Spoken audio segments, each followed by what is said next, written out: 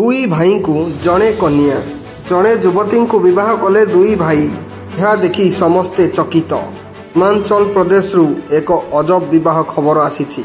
आहाकु नेई social media रे चर्चा जोर धरिछि।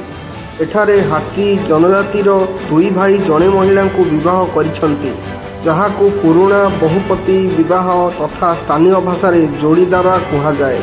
एही नियारा विवाह सिरमौर जिला सिलाईर कुन्हट गाँव में होइछि। विवाह को नहीं 3 दिनिया उत्सव जुलाई 12 रे आरंभ होइथिला। शह शह ग्रामवासी प्रत्येक पारंपरिक विवाह परी एही विवाह उत्सव रे रंगीन लोक संगीत नृत्य एवं सामूहिक उत्सवर मजा मध्य देखिबाकू मिला। ग्रामवासी पारंपरिक पोशाक पिंधि जोगदे समग्र समारोह को उत्सवमुखी परिवेश देइथिले। बहुपति विवाह रे जड़े महिला एकाधिक पुरुषों को प्रायतः भाई मानकु विवाह करती। जदिओ एही प्रथा वर्तमान बहुत कम देखा जाए, जोड़ीदार विवाह को एबे भी हिमाचल प्रदेश राजस्व आईन रे स्वीकृत दिया जाइछि।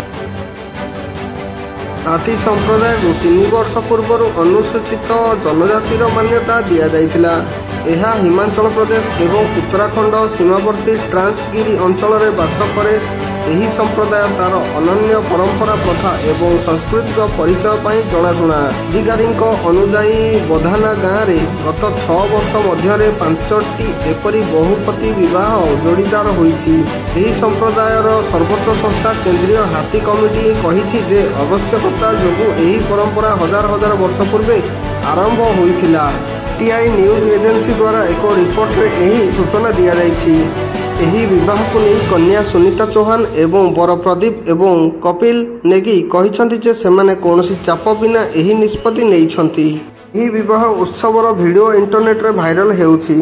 कुनाहटा ग्रामर बासिंदा सुनीता कहिसंती जे से एही परंपरा विषय रे अवगत थिले एवं कोनोसी चाप बिना एही निष्पत्ति नेइथिले।